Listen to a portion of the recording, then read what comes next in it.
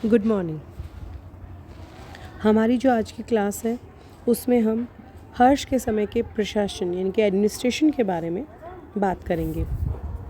समस्त उत्तरी भारत पर अपना अधिकार स्थापित करने के अतिरिक्त हर्ष का एक अन्य प्रमुख कार्य था प्रशासनिक व्यवस्था की स्थापना करना। हर्षवर्धन ने गुप्तों के द्वारा स्थापित मूल प्रशासनिक व्यवस्था को बनाए रखा, परंतु आवश्यकता अनुसार इसमें संशोधन और परिवर्तन भी किए। तात्कालिक स्रोतों से हर्षवर्धन की प्रशासनिक व्यवस्था की जानकारी मिलती है।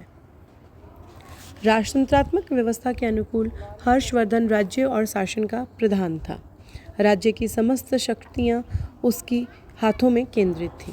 सैद्धांतिक रूप से वह सर्वशक्तिशाली और निरंकुश शासक था, जिस पर कोई भी संवैधानिक प्रतिबंध नहीं था, परंतु व्यवहारतः वह प्रजावत्सल शासक था। वह सदैव जनहित के कार्यों में लगा रहता था और प्रजा के कल्याण के लिए कार्य करता था। बाणभट्ट और चीनी यात्री वेन्सांग हर्षवर्धन के प्रशासनिक गुणों का उल्लेख करते हैं और उसके प्रशासन की प्रशंसा करते हैं। कादंबरी और हर्ष चरित्र तथा स्वयं हर्ष के द्वारा लिखित नाटकों में राजा के आदर्शों का उल्लेख है। इनके अनुसार राजा उदार था, प्रजा के कल्याण की भावना सर्वोपरि थी। वह धर्म और दंड का समुचित व्यवहार करने वाला, शांति व्यवस्था स्थापित करने वाला तथा प्रजा के आध्यात्मिक कल्याण के लिए काम करने वाला था। चीनी यात्री वेन्सांग हर्षवर्धन की प्रशंसा करते हुए लिखता है कि हर्ष का समस्त दिन 3 भागों में विभक्त था। दिन का एक भाग प्रशासनिक कार्यों के लिए सुरक्षित था तथा 2 हिस्से धार्मिक या जनहित के कार्यों के लिए थे। हर्ष कार्यों में इतना व्यस्त रहता था कि वह अपनी निद्रा तक भूल जाता था। हर्षवर्धन के द्वारा जो साम्राज्य का संगठन किया गया था वह सामंती संगठन पर आधारित था। उसके साम्राज्य में गृह राज्य, भोग राज्य, अधीन मित्र सम्मिलित थे।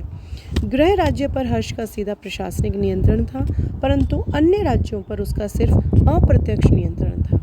इन पर उसके अधीनस्थ शासक और सामंत राज्य करते थे। हर्ष की उपाधियों से स्पष्ट हो जाता है कि हर्ष में देवी गुणों का समावेश था और उसके अधीन अनेक शासक थे और वह उनका प्रधान था। बाण भी इनका उल्लेख करता है। हर्ष के अधीन शासक भूपाल, कुमार, नरपति, सामंत, महासामंत, महाराजा आदि उपाधि धारण करते थे। ये अधीन शासक हर्ष को कर प्रदान करते थे, सैनिकों से सहायता प्राप्त करते थे और राज दरबार में उपस्थित होते थे। हर्ष उन्हें सुरक्षा प्रदान करता था और उन्हें प्रशासनिक छूट देता था। हर्ष के प्रमुख अधीन शासकों में वल्लभी का ध्रुवसेन द्वितीय, कामरूप का भास्कर वर्मन, मगध का पूर्ण वर्मन, जालंधर का उदित और उत्तर गुप्त शासक माधव गुप्त का नाम भी लिया जा सकता है। इस प्रकार व्यवहारिक रूप से हर्ष और उसके अधीन शासकों में शक्ति का विभाजन था। हर्ष मौर्य सम्राटों जैसा शक्तिशाली नहीं था। राज्य की वास्तविक शक्ति सिर्फ उसके हाथों में केंद्रित नहीं थी। अब हम बात करें हर्षवर्धन के मंत्रियों की और अधिकारियों की, तो वेन्सांग के अनुसार हर्षवर्धन एक मंत्री परिषद की सहायता से प्रशासन चलाता था। इस परिषद की निश्चित संख्या तो ज्ञात नहीं है, परंतु इसमें सामंतों, विभागीय प्रधानों और राजा के सलाहकारों को स्थान दिया गया था। हर्ष के सभी मंत्री योग्य और कुशल थे। वे कुशल सेनापतित्व का गुण भी रखते थे। बाण का कहना है कि हर्ष का मंत्री भंडी राजा के साथ सैनिक अभियानों में भी भाग लेता था। नागानंद में प्रधान अमात्य तथा रत्नावली में प्रधानमंत्री और अन्य मंत्रियों का उल्लेख है। मंत्री विभागीय और सैनिक टुकड़ी के भी प्रधान होते थे। भंडी के अतिरिक्त अवंती जो कि युद्ध और शांति का मंत्री था, सिंहनाथ जो कि सेना का प्रधान था, कुंतल जो कि घुड़सवार सेना का प्रधान था, इन सभी का उल्लेख मिलता है। हर्ष के अभिलेखों और हर्ष चरित्र में अनेक राजकीय जो अधिकारी हैं उनका उल्लेख मिलता है। इनमें प्रमुख अधिकारी थे महासंधि विग्रह अधिकृत, संधि विग्रहिक जो कि युद्ध और शांति के कार्यों को देखने वाला था, महाबलाधिकृत, बलाधिकृत, सेनापति, कटुक, पाती आदि थे। ये सभी अधिकारी सैन्य विभाग से संबंधित थे। इसके अतिरिक्त राजस्थानीय जो कि प्रादेशिक शासक था, कुमारामात्य जो कि राजवंश से संबंधित अधिकारी था, दूत और यमचेटी जो था ये स्त्रियों का संरक्षक था, ये सब भी थे। ऊपरिक राज्यादेश तैयार करता था। इन प्रमुख अधिकारियों के अतिरिक्त महल से संबंध सेवकों और अधिकारियों में महाप्रतिहार, चामरग्राहिणी, स्त्री सेवकों आदि का भी उल्लेख मिलता है। महल की सुरक्षा पर विशेष ध्यान दिया जाता था। अधिकारियों की सूची देखकर ये स्पष्ट हो जाता है कि प्रशासन सैनिक बल पर आधारित था। नागरिक अधिकारियों का उल्लेख नहीं मिलता है। संभवतः नागरिक और सैनिक प्रशासन जो है इसके एक ही प्रकार के अधिकारी होते थे। राजधानी में एक केंद्रीय सचिवालय और अभिलेखागार भी था। सचिवालय प्रशासन की देखभाल करता था। अधिकारियों को नगद और जमीन के रूप में वेतन दिया जाता था। अधिकांश पदों पर राजा की इच्छानुसार नियुक्ति की जाती थी। अनेक पद वंशानुगत भी थे।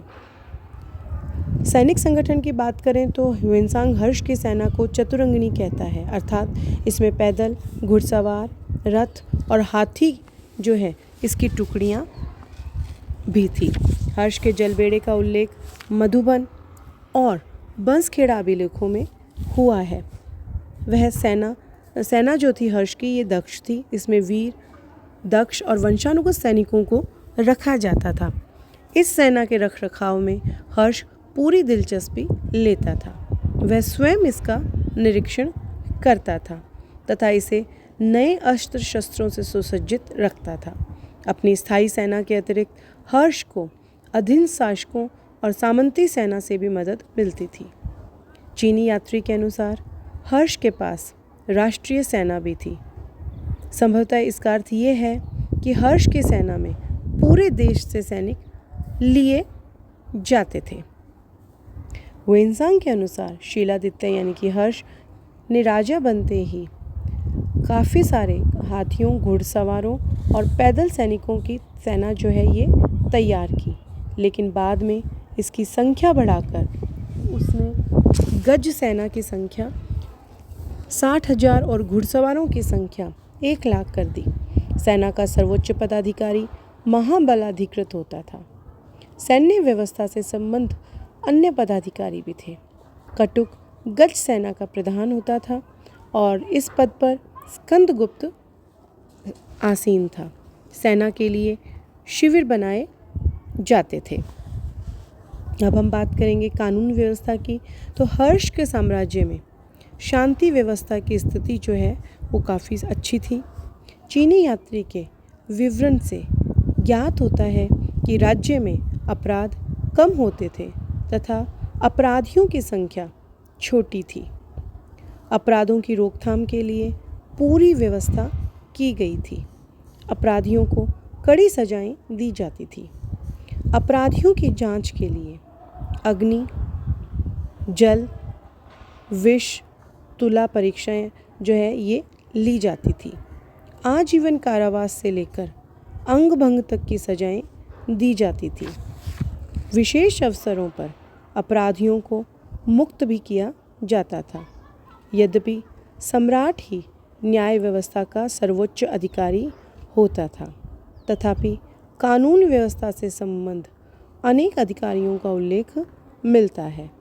इनमें प्रमुख थे महापरमात्र, परमात्री, मीमांसक, दंडिक, दंडपासिक, दुस्साध्य साधनिक और चोरोधर्निक। ये अधिकारी अपराधों और अपराधियों के ऊपर निगरानी रखते थे तथा शांति सुव्यवस्था बनाए रखते थे।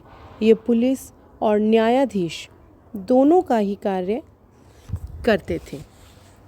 बच्चों, जो हमारी कल की क्लास होगी उसमें हम अशोक के समय की किस प्रकार की राजस्व व्यवस्था थी, जन कल्याण से संबंधित उसने क्या कार्य किए थे, इसके अतिरिक्त उसने प्रांतीय और स्थानीय शासन के लिए हर्ष जो है उसने किस प्रकार की व्यवस्था जो है ये स्थापित की थी, इसके अतिरिक्त हर्ष ने किस प्रकार की धार्मिक नीति जो है इसकी पालना की थी, इन सब चीज़ों के बारे में हम हमारी जो नेक्स्ट क्लास है उसमें पढ़ेंगे। Thank you.